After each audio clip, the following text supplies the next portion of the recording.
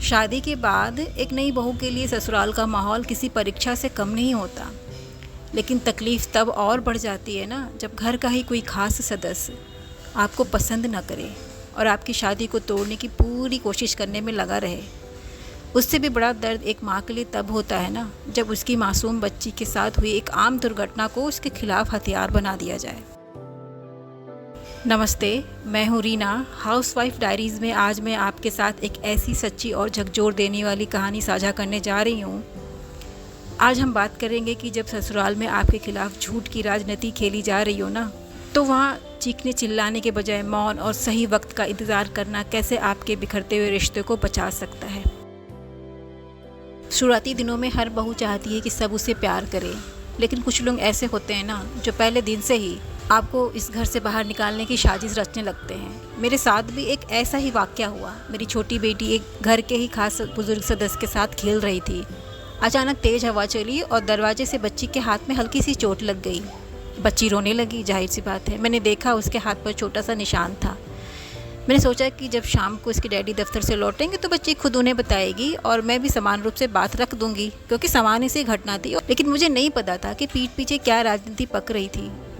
मुझसे पहले उस खास सदस्य ने मेरे हस्बैंड को अपने पास बुलाया जब ये शाम को लौटे, और ना जाने क्या क्या झूठ पट्टी पढ़ा दी। जब मेरे हस्बैंड मेरे पास आए ना, तो उनके चेहरे पर गुस्सा था। उन्हें पूरी तरह से यकीन दिला दिया गया था कि वो चोट किसी दुर्घटना से नहीं, बल्कि मैंने खुद अपनी बेटी को पहुंचाई है। सोचिए उस माँ के दिल पर क्या गुजरी होगी, जिस पर अपनी ही जान से प्यारी बच्ची को चोट पहुंचाने का झूठा आरोप लगा दिया गया हो। उस वक्त मेरे पास दो ही रास्ते थे। मैं पैर पटक कर लड़ सकती थी, रो सकती थी, या यह साबित करने के लिए चीख सकती थी कि मैंने ऐसा नहीं किया, चोट उनकी वजह से लगी है, मेरी वजह से नहीं। लेकिन मैंने बोलने के लिए मुंह तो खोला और फिर चुप हो गई। क्यों? क्योंकि मैं जानती थी मेरे हस्बैंड अभी अभी इस घर में आई हुई एक नई बहू से ज़्यादा उस सदस्य पर यकीन करेंगे जो उनके साथ बरसों से है। मेरी समझदारी इसी में थी कि मैं विचलित ना हूँ, शांत रहूँ, गुस्सा ना करूँ। और ना मैंने गुस्सा किया, ना पलटकर लड़ाई की, और ना ही बिना किसी गलती के आई एम सॉरी बोला।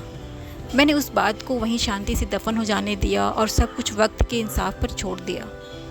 आज हमारी शादी को इतने साल हो गए, आज तक मेरे हस्बैंड को ये नहीं पता चला कि उस दिन सच क्या था। लेकिन जानते हैं क्या हुआ? उस एक पल के मेरे मौन ने उस बड़ी साजिश को पूरी तरह नाकाम कर दिया जो दूसरों ने रचा था।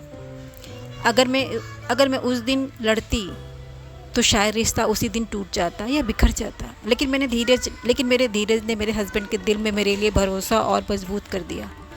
आज मैं उसी घर में पूरे सम्मान और स्वाभिमान के साथ जी रही हूँ।